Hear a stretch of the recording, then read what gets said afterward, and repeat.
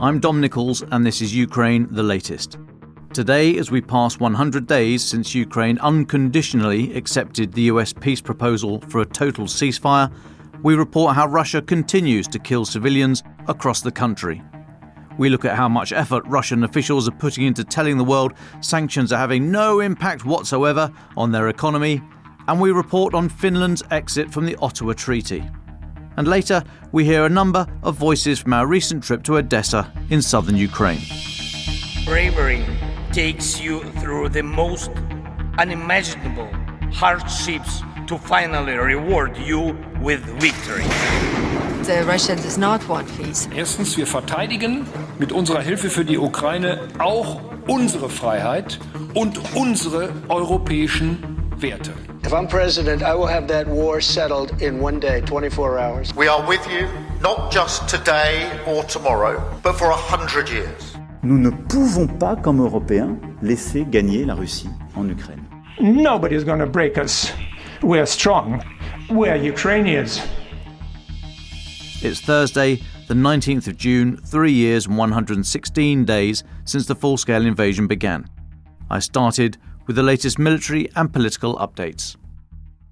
Let's start with comments by Andrei Sybiha, Ukraine's foreign minister, who said earlier today, "It has been exactly 100 days since Ukraine unconditionally accepted the US peace proposal to completely cease fire, put an end to the killing, and move forward with a genuine peace process. It has been exactly 100 days since Russia has been rejecting this basic first step toward peace. 100 days of Russian manipulations and missed opportunities to end the war. 100 days of Russia escalating terror against Ukraine rather than ending it. Ukraine remains committed to peace. Unfortunately, Russia continues to choose war, disregarding US efforts to end the killing. It is time to act now and force Russia to peace through strength, increase sanctions and enhance capabilities for Ukraine." So what happened on this 100th day? Let's have a look at the ground in Ukraine. And on the ground, there was a tiny advance north of Sumy and to the southwest of Pokrovsk. Basically, that's it. It's been the picture for the last few weeks, but that's carried on over the last day. To give you an idea of why each day's news from the ground seems to be characterised by little to no movement, I'll point you to reporting by the ISW, the Institute for the Study of War, US-based think tank. They're saying geolocated footage published on Tuesday showed Russian forces attempted a mechanised assault west of Yablinivka. That's about 20 k's southwest of Chasiv Yar, 30 k's northeast of Pokrovsk, with, wait for it, 3 armoured vehicles and 4 motorised vehicles, which are likely all-terrain vehicles, kind of angry golf buggies type things. Now, Ukrainian military observer Yuri Batasov said yesterday that Russian forces had conducted a reinforced company-sized mechanised assault near Konstantinivka, and that Ukrainian forces destroyed 15 pieces of heavy equipment and 8 motorised vehicles. I've seen footage online purporting to be that attack, and it shows a number of vehicles just still driving in a straight line up the road, and even when they're off-road, they are still driving one behind the other in a straight line and just running over mines or coming up against an anti-tank ditch. So the tactics haven't evolved of armoured warfare. Anyway, the ISW says Russia has a dwindling supply of armoured vehicles and their consumption of Soviet-era tank stores is slowing. Putin's army, which you may remember, some are still claiming to be the second best in the world, is increasingly reliant on civilian vehicles and motorcycles for assaults, and these kind of vehicles just can't withstand the kind of high explosive coming the other direction from drones and artillery. So that's the main reason for the largely static lines and for the continued very high casualty rate, 1,080 Russian casualties yesterday. Stats there come from the Ukrainian General Staff, plus 4 tanks, 8 armoured fighting vehicles and 108 other vehicles. Those other vehicles, I think, being the motorbikes, golf buggies and all the rest of it. In the last 24 hours inside Ukraine, 104 Shahed-type drones fired. So far this morning, only 1 death reported, thankfully, if that's the right word. Multiple injuries, though, across the country. Inside Russia, and there are reports coming out this morning, drones have been reported in the Russian Orenburg region. That's about at least 1,000 kilometres east of Ukraine, the most easternmost point of Ukraine. It's north of Kazakhstan. The town of Yasny is said to have been hit with an underground missile launch site struck there. And you'll find images on social media of smoke coming out of the area and a lot of confused locals. Now then, yesterday we had James Kilner on. He was speaking of the St. Petersburg International Economic Forum that's going on at the moment. Now, Russian opposition outlet Medusa, reporting today, says it's got a hold of a document from the Russian presidential administration that instructs state media, so Russian state media, the pro-Kremlin state media, which events they can cover at the Economic Forum. Now, you'd imagine there's quite a lot going on. They could focus on Russia's brilliant progress in Ukraine, which if it really was going that well, you'd think they'd want to cover and hear what the president has to say. They could cover cluster munitions being fired into civilian areas or the continued Ukrainian drone strikes inside Russia.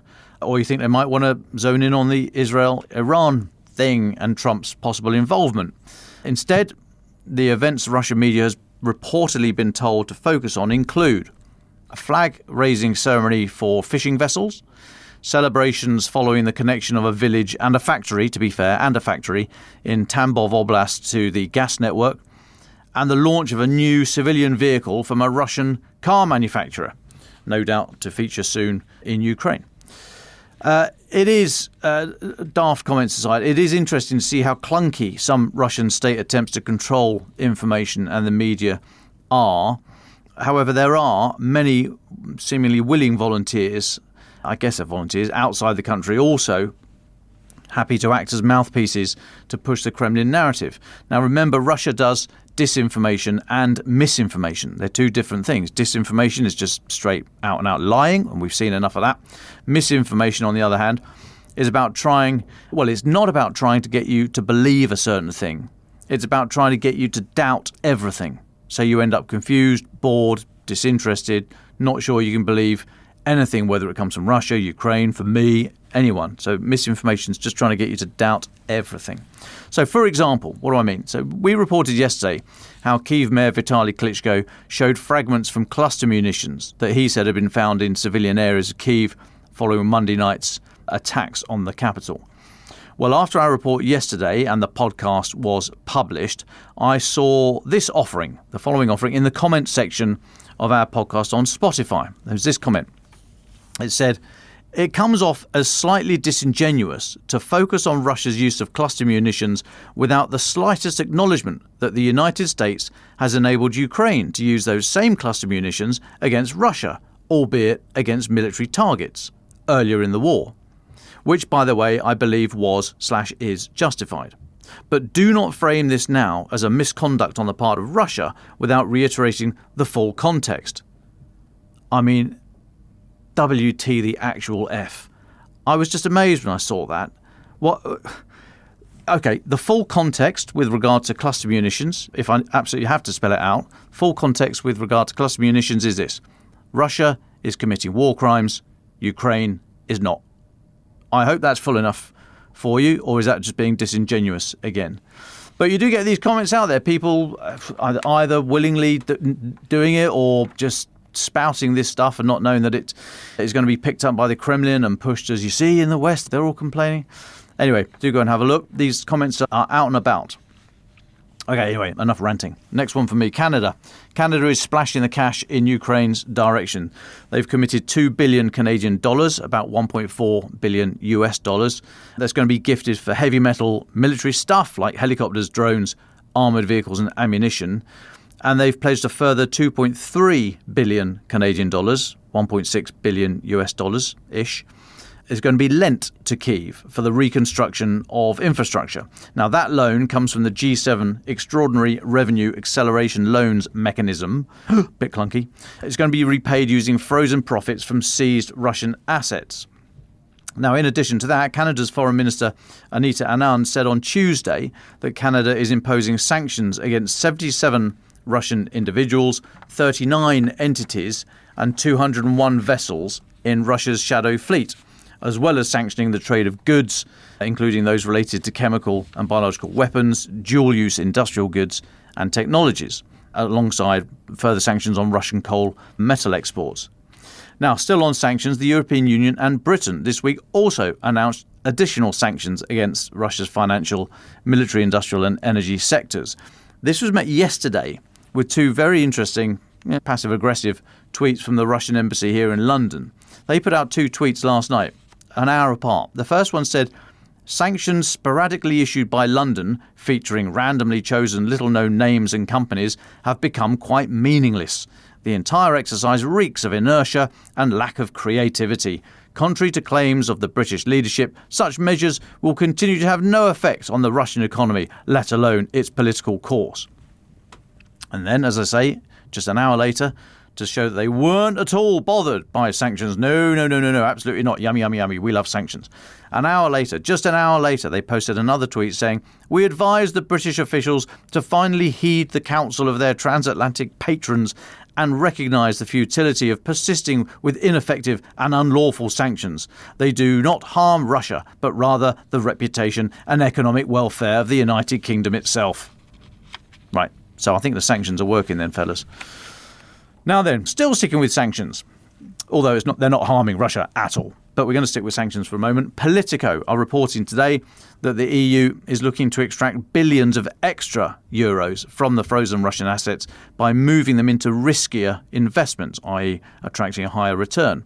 The EU executive is considering transferring almost 200 billion euro of frozen Russian state assets held in Belgium into new, riskier investment funds that would pay out higher interest. This comes from 4 officials with knowledge of the proceedings speaking to Politico. The move would stop short of confiscating the Russian assets altogether. We know that is opposed by several EU states, including Germany and Italy, over financial and legal concerns. And it all comes in the context of members of the G7 last year agreeing to give Ukraine 45 billion euros generated by investing the immobilised sovereign assets. Now, the EU's 18 billion euro share of that G7 loan is going to be entirely paid out by the end of this year, which hence raising questions about how to get some more money, get some more funding in there to carry on through 2026. We're told finance ministers from the EU's 27 countries are going to start these discussions on Thursday at an informal dinner in Luxembourg. The rotating Polish Council presidency organising the dinner wrote in an invitation letter to ministers that has been seen by Politico. They said, "It's important that we hear from the Commission on the available options, especially regarding the potential use of frozen Russian assets and further steps regarding the sanctions regime." And just the final one, because I'm even starting to bore myself, the final one about sanctions here, the impact on the Russian economy. Speaking this morning, Russian Economy Minister Maxim Reshetnikov, he warned that the economy appears to be, quote, on the verge of a transition to recession. So he was speaking at that St. Petersburg International Economic Forum that James told us about yesterday. And Mr. Reshetnikov said, according to figures, we have a cooling stage in the economy, but all our numbers are like a rearview mirror. According to current business perceptions, we are already, it seems, on the verge of a transition to a recession. As a reminder, inflation in Russia at the moment is absolutely soaring and the interest rate is at 20%. OK, next one. Next one for me. The Finnish Parliament has approved the government's proposal to withdraw from the Ottawa Treaty. This reverses the country's long-standing commitment of banning anti-personnel landmines. The decision passed with 157 votes in favour, 18 against, no abstentions. You'll remember the Ottawa Treaty was signed in 1997. It bans the use, stockpiling, production and transfer of anti-personnel mines. Most EU member states are signed up to it. However, the move by Poland, which was first announced in April, but it's just gone through the Parliament, this move allows their defence forces to reintroduce landmines as part of their revamped military strategy. Defence Minister Antti Häkkänen said landmines are a defensive weapon and especially suited to Finland's terrain. Mr. Häkkänen said, "We see how Russia uses mines, fortifies positions and mobilises infantry in its assaults. Mines fit particularly well with the defence of Finland's wide and broken terrain." This vote by Finland aligns it with Estonia, Latvia, Lithuania. Their parliaments have already approved similar exits from the treaty. And speaking about this, it was a few days ago, but speaking about and defending this position last week, Finnish President Alexander Stubb, you'll remember Mr. Stubb is supposed to be the Trump whisperer after going and playing golf with him and getting him to say some nice things about Ukraine. He said, the reality in the endgame is that we have as our neighbouring country an aggressive imperialist state called Russia, which itself is not a member of the Ottawa Treaty and which itself uses landmines ruthlessly. Alexander Stubb, you may remember, he was speaking at that Defence and Security Conference in Estonia I went to last month, the Lennart Meri conference, and he was particularly, I think I mentioned it at the time, he was particularly vocal about UN reform, at which point my ears pricked up. But he said the UN needs to reform. We need to double the number of countries on the UN Security Council, remove the veto power and suspend voting rights of those who abuse the UN Charter. There's basically no chance of any of that happening, but it's interesting that very senior folk hold these views and express them in public. But yeah, I can't see it going through because any plan to do that would be vetoed by those that don't want to lose their veto. So unless there's another way around it, we are stuck, I think, with the UN as it is at the moment. Okay, a couple more from me. Banning Chinese and Russians from working in sensitive national security areas in the UK is not racist because they might be spies, a new tribunal has ruled. So it's not discriminatory to stop people from nations that pose a threat to Britain taking up certain jobs in the defence sector due to the possibility of espionage, this judgment has suggested. This precautionary measure applies, we are told, to potential job candidates from China, Russia, North Korea and Iran. Now, the ruling comes after a Chinese scientist sued a British AI company who've got ties to both the UK and American defence departments when she was not given a job due to security concerns just down to her nationality. This woman called Tanlin Zhu applied for a £220,000 salary job, we are told, in an AI company called Binary AI. But the software company's tech boss, James Patrick Evans, rejected her. There is no, I hasten to add, no suggestion that Ms. Zhu is a spy. However, she tried to sue Binary AI on grounds of race discrimination, claiming it was racial stigma and stereotyping. It was a very clunky worded email from Mr. Patrick Evans, but the judgment I thought was very interesting. The tribunal dismissed her claims after hearing evidence of the security concerns. The employment judge Richard Batty said in his judgment, "It is paramount that the security and operational capability of the software that drives our everyday lives should remain intact and free from malicious hackers and state actors wanting to persuade political outcomes or obtain sensitive information." The UK government and its Western allies that form the Five Eyes alliance have been under constant attack by many of these malicious groups, mainly from state-backed hacking groups from countries such as North Korea, Russia, China and Iran. It is therefore imperative that the security of the software that drives these systems is verified, controlled and secured. I thought it was interesting. I mean, is it race discrimination? Is it stereotyping? Is it profiling? And if the answer to all those things is a kind of yes, how does that stack up against national security concerns? I was actually surprised that judgment went through because it is kind of profiling. But that's what the court said. And so, there we have our precedent. So those are the major updates today, but now let's take you back to Odessa. In Tuesday's episode, you'll have heard our arrival in the city and first impressions and interviews from the Black Sea Security Forum. Today, you'll hear 3 more expert voices from the forum, 1 new and 2 familiar, who discuss a myriad of subjects, including the mood in the United States, the work of charities in eastern Ukraine, preparations for war on Europe's eastern flank, and the cultural milieu of Ukraine's leading Black Sea city. I'm with Hugo Poletti, the founder of the Odessa Journal, the only... Yes, English-speaking newspaper in Odessa, because the other ones are all based in Kiev, in the capital. Tell me about your city. Tell me about this wonderful city. This city is a spectacular city. Any foreigner, especially Europeans, when they come here, they feel at home.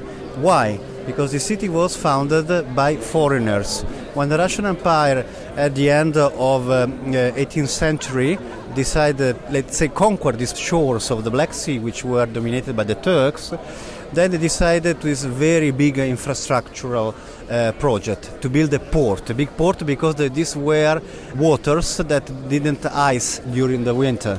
So this was the big, and this was also their projection to Istanbul in those times. So during the French Revolution, this city was built, but where to find people? Because there were not enough population. That's why Catherine the Great issued some very modern laws at that time. First, giving a lot of incentives for immigrants. She was German, by the way, by birth. And the founder of the city, José de Ribas, was born in Naples. So the first immigrants were from southern Italy. At that time it was the Kingdom of the Two Sicilies. Many German, many French, Greeks, because the maritime culture was brought by the Greeks and by the Italians. And this was the immigration side. Second law, at that time, all the Russian Empire had serfs. They were sort of slaves. Unexpectedly, the Tsarin said any serf who is escaping from landowners are free in Odessa, legally. It means that people coming here, immigrants from Europe, serfs that wanted liberty, started to be a population with a big push to find their freedom and to find their economic development. And lastly, Jewish community. This city became in one century one of the Jewish capital in the world. Why? Because also them that are very restrictive laws, here they could create their own economic success, and Jewish Germans were absolutely respected like the other Christian Germans. So this is the cocktail that created a big melting pot. It was the New York of the Black Sea. And why historically, or why in modern times, does Odessa have a difficult relationship with Kiev over power and influence and culture? There is an historical reason. This city was much more richer and modern and with a bigger population compared to Kiev before Soviet Union. Secondly, Kiev represents a more Ukrainian continental mentality. Odessa is maritime. So it's difficult for continental Ukrainians to understand the sea culture. And for this reason, we hope this forum will create a difference. But so far, Kiev didn't issue a proper sea strategy. I'll give you an example. When the Ukraine gained its independence, there was the Black Sea Corporation, Black Shipping Corporation, which owned the biggest merchant fleet in the world, 400 ships. Ukraine get rid of those 400 ships, instead thinking that it was a big weapon, a big tool for maritime influence. And the other thing is, this is still a Russian-speaking city. This is a very delicate topic because actually the Russian-speaking Ukrainians, so Ukrainian citizens, are more than half in the population. And now the debate is Russian a political issue or not? Because if I speak English, like now, I'm not necessarily supporter of Trump. So many Ukrainian Russian speakers say we are patriots. Actually, in the army as well, many Ukrainian soldiers speak Russian because it's coming from their family. So we don't treat us as citizens that like potentially traitors. This is the big debate. Odessa represents a sort of cultural resistance to a policy and politics that says let's get rid of all the Russian. They say no, let's speak both languages with pleasure, no problem. But Russian has a tradition from centuries in some regions of Ukraine that was not, let's say, forced. It was there also before Ukraine was created. Now, one of Putin's the talking points that he lands on regularly is that he needs to protect Russian speakers inside Ukraine. Do you think the Russian speakers here in Odessa feel they need protection from Kyiv? Look, before 2014, when Russia started to be an aggressive power, there was half of the country which had good relations, sentimental relations, also relatives in Russia. So this part, this pro-Russian vote, which was exactly half of the country, was composed by nostalgia for the Soviet Union, but also for people that had good experiences in the former Soviet Union.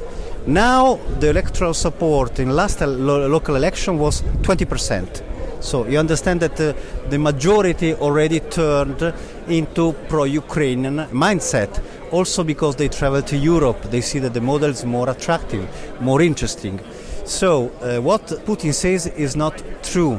The majority of Ukrainians, by the way, Zelensky was voted by all the Russian-speaking Ukrainians because Zelensky himself was speaking Russian during his electoral campaign. This probably was, nobody is mentioning it, one of the political reasons why Putin attacked Ukraine, because he saw that in a democratic way, even a Russian speaker, but clearly no pro-Russian, started to lose the mind and the soul of most Ukrainians. This was so. And the Russian style is, if I don't get it by the opinion, I will get it by weapons. And so Odessa today is a political force that Kyiv has to keep an eye on. So is the mayor of Odessa, is he a big political figure in the political landscape here? Is this a potential power base for a challenger to Zelensky? No, I don't think so, because the local mayor is locally based, but it's not possible for him to play on a country level, because he doesn't have a party which supports him on a country level. For sure there will be some political competitors, but it's probably they will come from Kiev. Now, you are not a native of Odessa, but you've been here many, many years. When did you come here and why have you stayed? I came here 8 years ago for business because I was protecting an Italian investment here in the city. Then, as it happened to many Italian, French, foreigners, even the British were important. The first soccer championship at the Russian Empire was won by Odessa because of the British players. But this city is charming. I see in this city a very big potential, especially now, because after the war there will be huge investments, important infrastructure. There will be a big international tourism, which was not so big before. And so the city is charming, the quality of life is unbelievably nice, it's a culturally alive city, and it will be very interesting also for future business. Now, the port here in Odessa gets hit quite a lot by Russia, but the city seems not to. Do you think that's a deliberate policy by Russia to try and protect a city that they would hope they could come back and take intact? Yes, this is a big question. Before the occupation of Crimea, there were at least 6 flights between Odessa and Moscow, because all the Muscovite businessmen, all the Muscovite elite wanted to come to Odessa. What it was charming for them, not only the beauty of the city and the possibility to go to the beach, but also this strange Russian that Odessans speak, because it's a Russian with a lot of Jewish influences. So for them, it's strange music, very charming. It's like in Italy, you change city and you see an Italian with a different, let's say, style, different accent. Likes a different type of coffee. Yes, exactly. So probably it's a shame for the Kremlin, for the Russian leadership, to bomb and destroy a city which is beloved by the Russians, and that's why it was their dream to get it back. This city was very welcoming for Russian business, but then, of course, when you bomb the city, you kill citizens. All the Ukrainian citizens of Odessa, they are not in favor of Russia now. So your readers, the letters you received to your paper, what are they saying? Do you think this city would ever go back to feeling an affinity for Russia, even if they still continue to speak Russian with a strange dialect? Do you think there's any affinity here left? Look, the city now, like any Ukrainian, due also to this war, started to speak more Ukrainian, because Ukrainian, by the way, is a language that everybody understands, from the music, they were studying it at school, but it's a question of local use. But at the same time, many of these citizens say, we would like to speak both languages, and it's, I believe, but this is my personal opinion, a political mistake to use a language as a political tool. Any way you create social problems, social conflicts, we saw it in Spain, actually, in Barcelona, where before some political parties started to push it, people in the street could speak both languages, Catalan and Spanish, without creating any problem. And this is the dream of Odessa, like, let's preserve our city. They showed already that they are pro-Ukraine, but don't create, let's say, a sort of complex for people that are speaking a language for centuries just because it's the language of the enemy. Hugo, thanks so much for chatting. Longtime friend of the podcast, Melinda Haring, is a senior fellow at the Atlantic Council and senior advisor at Razom for Ukraine, the US-based organisation advocating for Ukraine and helping the country build a secure, prosperous and democratic future. Francis first interviewed her on our trip to Washington in 2023 and caught up with her in Odessa to hear about the organisation's current priorities. Well, Melinda, I'm very glad that we've bumped into each other here in Odessa. It's wonderful to catch up with you. What have you been up to since we last had you on the podcast? Hey, Francis, it's great to see you. And I can't tell you how many people have bumped into me saying, is that Francis? Really? So it's magnificent to see this podcast carrying on. So Razom for Ukraine, as you'll remember, is an aid and advocacy organization. I work on the advocacy team, and we have a new president, and we've been trying to figure out how to make winning arguments to him. And we think the best way to make the case for Ukraine is through the issue of the 20,000 stolen Ukrainian children, and then also the issue that you and I've talked about before about Russia's treatment of Christians in eastern Ukraine, and that was a big part of the push with Speaker Mike Johnson. And do you think that there is evidence that that has landed with the Trump administration?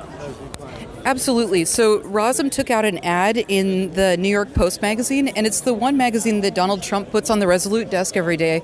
And the ad says, President Trump, Ukrainians are dying, and since 2022, Russia has abducted more than 19,546 children.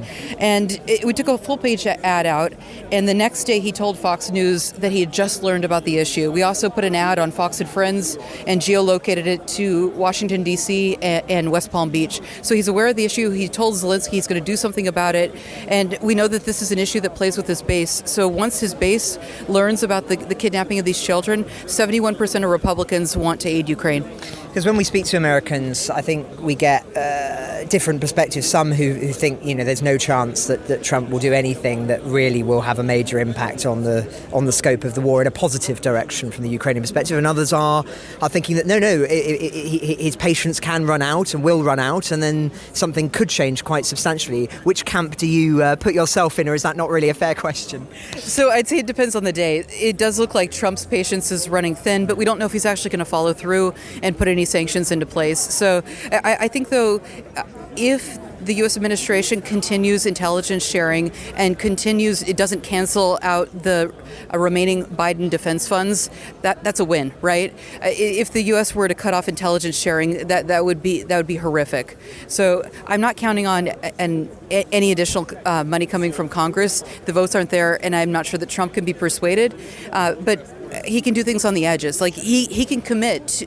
There's a resolution right now going through the American House and the American Senate that says that the release of children should be part of any peace negotiation. So that's gathering momentum. It has been introduced in the Senate. It's bipartisan, and it will be introduced in the House soon. Yeah, and there was that progress made in terms of stopping the closure of and potential deletion of the reports into war crimes as well, which I'm sure that your organisation and many others were involved in lobbying behind the scenes in seeing that shift. I wonder if we can change direction a little bit and talk about Odessa and your work here as an organisation. What have you been doing this morning, for instance? So this morning, Razom went to the local emergency management office, and we got to meet our colleagues. A year ago, Razom learned of a need, and the emergency first responders here didn't have proper radios. And it's a really big issue when there are missile strikes, Francis. The first responders can't identify where people are and send the ambulances very quickly. So we identified this need. We found a Motorola radio system, and we purchased 200 of them, and they're all over the oblast. And we talked to the first responders today, and they're elated. They say that they can get to people. It's made a huge difference in times and in stabilizing people, particularly during these big missile strikes. But there is a need. Let me say this. There's 4 oblasts in the east that don't have these radio systems, and the radio systems work up to 50 kilometers, and they seem to work very well.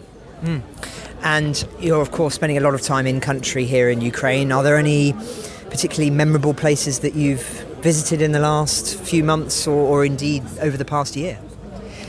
So, Francis, I had a chance to go to Kharkiv and Dnipro in February, and I was really struck by two things in Kharkiv, two images that will stick with me. The first is I went to a school in a occupied village in Kharkiv Oblast. It was in the middle of nowhere. And you walk into the school, and there's green paint and crumbly stairs.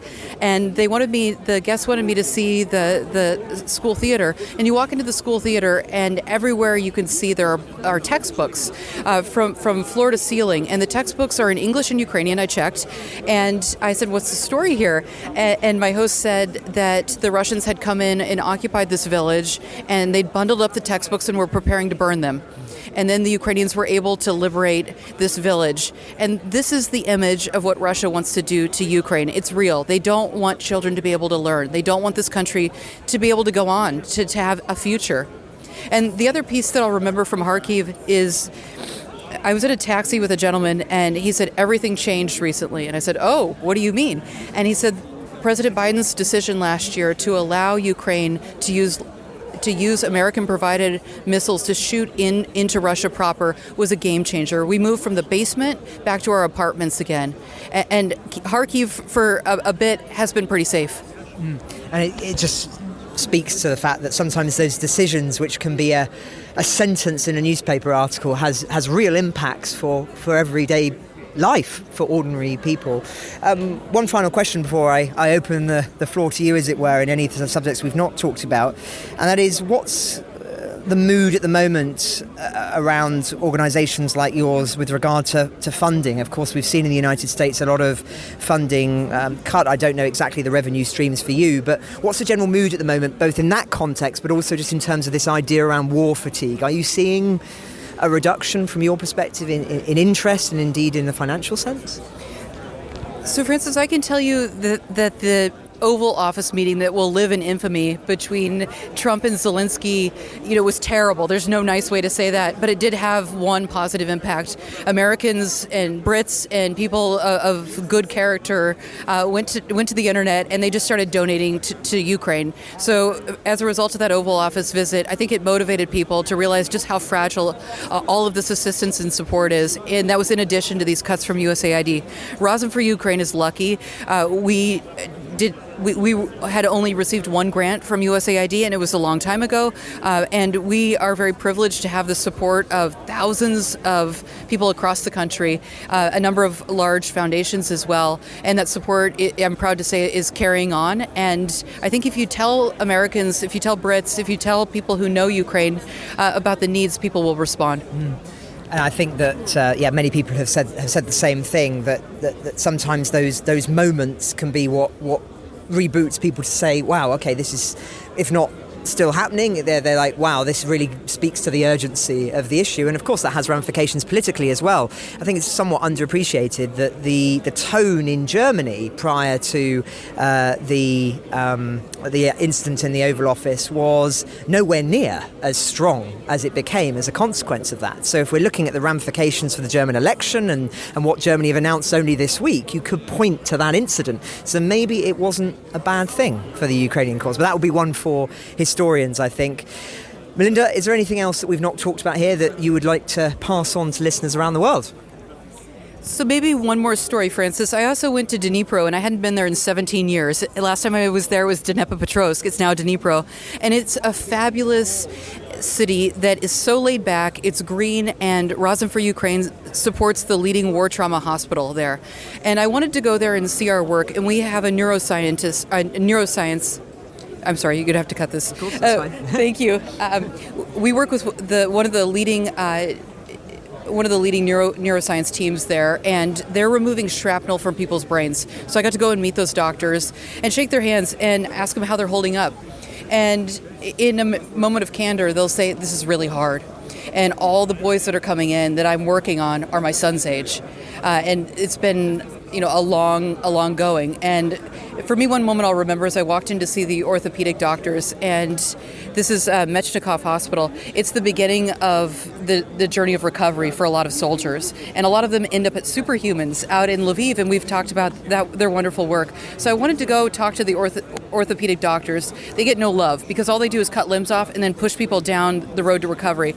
So I walked into a dark office with the head of orthopedics, and the head of the department said, "What do you want?" And I said, "I came here to thank you." And he said, "What do you want?" And I said, "Nothing. I want to tell you that you're bringing people back to life. You don't see it at the end of the chain, but I'm seeing people dancing. I'm seeing people wrestling. I'm seeing people on motorcycles, and it's because of you and your team. So just thank you very much."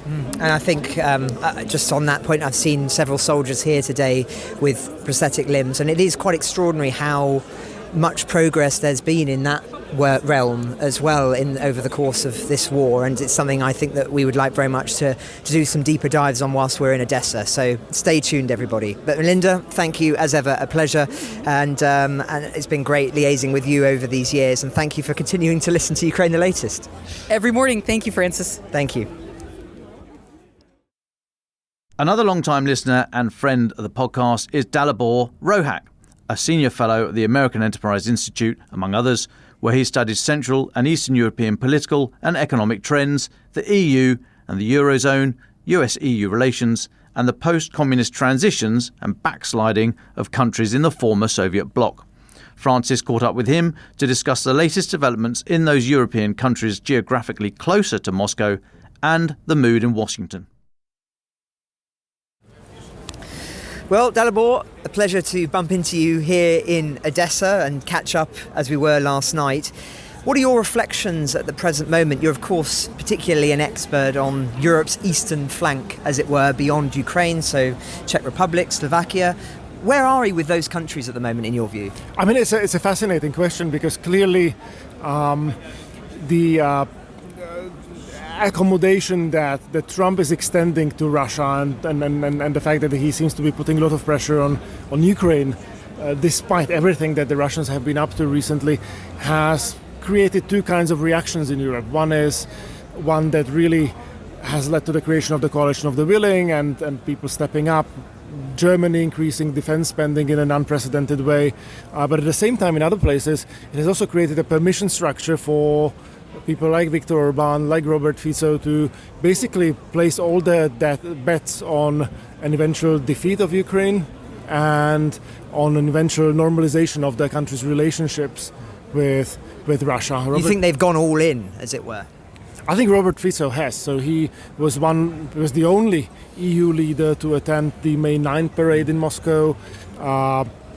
He is very explicit about his opposition to what he describes as kind of warmongering efforts by Brussels, and very much in tandem with Viktor Orban. As we are meeting here in Odessa, another conference is just concluding in Budapest, where Fico spoke alongside Orban, alongside Andrej Babiš, who aspires at returning to the prime ministerial office in the Czech Republic, and I fear that they might be all on the same wavelength when it comes to their country's Russia and Ukraine policies. The reason I asked, are they all in, is because, of course, that line one hears from the Hungarians and others is that they're just trying to be pragmatic and operate between both sides. So it's interesting hearing your reflections that you think actually deep down it's more ideological than that. It is a desire to not only relieve Putin but actually to work more closely with Russia. Just zooming in on Slovakia, it's a country, of course, that we've talked about a lot on the podcast in relation to its increasingly significant role potentially in Europe. How serious do you think the threat is in terms of them blocking things in the EU as more initiatives come down the road in terms of sanctions and perhaps even work on weapons?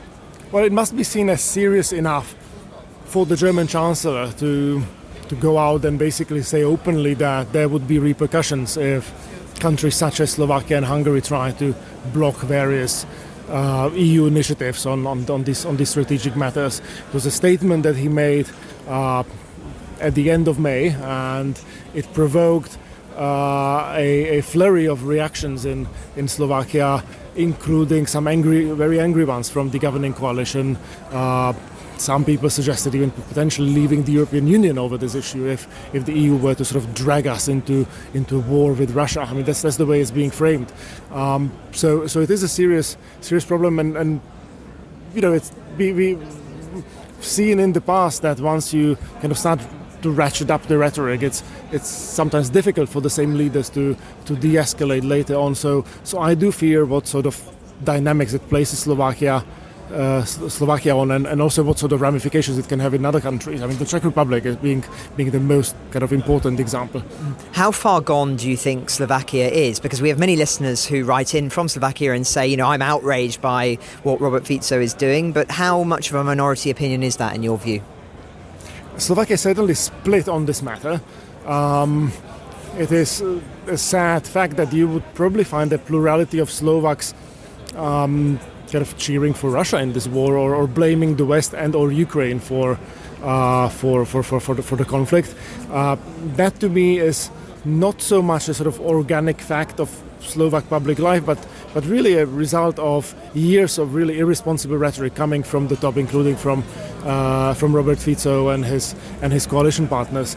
But it is also kind of provoking a reaction, and so if an election were held tomorrow, I think it is a safe bet that the sort of broad-based coalition of pro-Western, pro-Ukrainian forces would be able to form a cabinet without Fico, without his sort of far-right coalition partners. The question is whether that governing coalition would be viable, whether it would be able to last for years, and whether it would sort of lead to sort of materially different and better policy outcomes. Interested in your view on Poland as well, because of course Poland increasingly important, playing significant roles on so many different fronts, and yet they're very reluctant to be involved in the coalition of the willing, saying that they are in a sense NATO's eastern buttress and don't want to be involved in the prospect potentially of putting boots on the ground in Ukraine for security. What do you think is the significance of Poland at this present moment? Look, Poland is, by any metric, the most important NATO ally in Eastern Europe. It's been an exemplary ally and on every metric, by helping Ukraine, arming itself, being ready to deter and, if necessary, confront Russia. So I think there's, you can sort of sing praises of Poland for all day long. At the same time, I think it's important not to take the support that Ukraine has in Poland for granted, and you see some of the support kind of fraying around the edges when it comes to the trade issue, for example. I mean, the imports of Ukrainian grain in particular and other products into the EU, most importantly through Poland, have been a very kind of divisive issue, and I think it has fueled a bit of a anti-Ukrainian populism, which you don't really see much, you don't hear about it much, but I fear that these sort of undercurrents are being fed by perhaps some of the lesser known presidential candidates that emerged in the first round of the presidential election. So not the two front runners, but some of the lesser figures. And so Poland obviously needs to kind of continue to play its leadership role in Eastern Europe, and I certainly hope that and expect that it will. But again, like, we have to just sort of be aware of some of the kind of risks ahead. From presidential candidates to presidents, of course, you're very plugged in and work mostly in the United States and in Washington. I'm interested in your sense of the mood there at the moment, given the actions of Donald Trump in the last few weeks. So we are recording this at the end of May. The mood, if I were to describe it, I think kind of oscillates between a sense of despair at many of the abrupt changes that have been really putting the elements of American soft power through the wood chipper, and the irresponsible trade policies, and just sort of the flurry of kind of measures that the Trump administration is throwing at Americans every day. And on the other hand, you have the sort of sense that Putin is really taking President Trump for a ride, and President Trump will not like looking like a fool, and he now very much looks like a fool, and therefore you could sort of expect him perhaps to react against that. So there's still some optimism that is conceivable. I think many people are sort of nursing the hope that there will be a material shift in US policy. So most recently, President Trump announced that Russia has 2 weeks to come to some sort of an accommodation of the demands that have been placed on it. But again, he didn't specify what sort of consequences there would be if Russians don't come to the negotiating table or don't behave more constructively. One final question. What do you think is the pivotal issue of the moment for the West in the context of Ukraine? Is it weapons permissions? Is it the concept of articulating boots on the ground? Is it an idea of some sort of air shield? Where do you look as being perhaps an underexplored or the just under-discussed issue of the present moment? I think people have sort of become used and comfortable with the fact that the war is moving slowly and that it will lead to some sort of a stalemate. And I'm not sure that should be taken for granted, and it's really the function of Western support. And I would not rule out Ukrainian breakthroughs, but again, we have to resource and supply Ukrainians to be able to succeed on the battlefield. And we, I think, should be aware of the fact that wars don't progress linearly, that they sort of seem boring and kind of stalematey until they don't. And I think we should be investing much more effort and resources into kind of setting Ukrainians up for success on the battlefield. I don't think it should be just taken as a given that such success is impossible. I think that's a really important point, and we tend to focus, of course, for obvious reasons, on geographic gains or losses, but again, that's actually a bad metric for judging a strategic picture in a war as well, because, as I've said before on the podcast, one could look at a map from 1943, and if you didn't know the strategic picture, you'd think the Germans are winning the war, confidently, even at that point, but we all know that, in retrospect, really it's lost in 1941, and everything that's taking place after that fact. Well, Dalibor, a real pleasure to catch up with you, and good luck in all of the work that you're doing, and of course we'll have you on the podcast again very soon, I'm sure. Francis, thank you so much. Thank you. Thanks to Ugo, Melinda and Dalibor for their time. Tomorrow, after the updates and our regular fortnightly segment with Dr. Jade McGlynn on resistance activities in the occupied territories, you'll hear my panel at the Forum, which included Britain's former Defence Secretary for the majority of the war, Sir Ben Wallace, and former Minister of State for Security, Tom Tugendhat.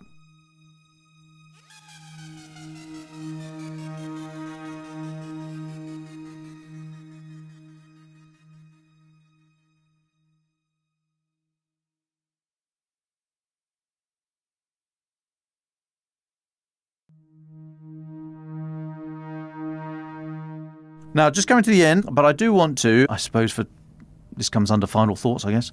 I'd like to say thank you and relay a lovely message from listener Corinne. In the air, I would imagine, judging from the message, in the air right now above the French Alps. Corinne says, I'm half English, half French, retired and living in a small village in the Alps near Annecy. I climb mountains with my boxer dog Phoebe almost every day, and we fly down by paraglider together. Phoebe has 422 flights and 95 hours airtime. We listen to the Ukraine the latest as we climb and have not missed a single episode. It's absolutely brilliant, and I, for one, love the military news. Thanks, Corey. On battlefield movements, weapons developments, and the political analysis. Okay, sketch over that bit. She says, a little less on the social aspects. That's fine. Take what you want from it. Your podcast is totally trustworthy and extremely interesting and goes a long way, I think, in persuading people that we are in a very dangerous time. Keep up the good work, and thank you, Corinne. Corinne, thank you so much. There's a lovely photo of you, of Corinne and dog Phoebe, high above, I think, Lake Annecy. I know the area a little bit. I did a bit of paragliding when I was trying to attract the charms of a lovely French lady a long time ago. Story for another day. I think that's Lake Annecy I can see in the background. Phoebe the dog, I have to say, looking very nonplussed about the whole thing. Very, very relaxed. So thank you for that. Anyway, folks, thanks for joining us today, and we'll be back tomorrow at 1 o'clock London time. But from the Telegraph newsroom in London, I wish you all a very good afternoon. Ukraine the Latest is an original podcast from the Telegraph, created by David Knowles. To support our work and stay on top of all of our Ukraine news, analysis and dispatches from the ground, please subscribe to the Telegraph. You can get 1 month free, then 2 months for just £1 at www.telegraph.co.uk/Ukraine the Latest. Deploying cutting-edge technology, we also release Ukrainian and Russian versions of this podcast. These translations retain our voices and delivery so that it can reach listeners in every region of Ukraine and those parts of Eastern Europe where Russian is still widely spoken. Links to those can be found in the podcast description to this episode. You can also now sign up to the new Ukraine the Latest weekly newsletter. Each week, Francis and I answer your questions, provide recommended reading, and give exclusive analysis and behind-the-scenes insights, plus maps of the front lines and diagrams of weapons, to complement our daily reporting. It's free for everyone, including non-subscribers. You can find the link to sign up in the descriptions for this episode. We regularly have a Ukraine live blog on our website where you can follow updates as they come in throughout the day, including insights from regular contributors to this podcast. We also do the same for other breaking international stories. If you appreciate our work, please consider following Ukraine the Latest on your preferred podcast app and leave us a review, as it really helps others find the show. Please also share it with those who may not be aware we exist. You can listen to this conversation live at 1 p.m. London time each weekday on X Spaces. Follow The Telegraph so that you don't miss it. You can also get in touch directly to ask questions or give comments by emailing ukrainepod@telegraph.co.uk. We continue to read every message. You can also contact us directly on X. You'll find our handles in the description for this episode. As ever, we're especially interested to hear where you're listening from around the world. Ukraine the Latest was today produced by Rachel Porter. Executive producers are Francis Dearnley, Louisa Wells and David Knowles. My name is David Knowles. Thank you all for listening. Goodbye.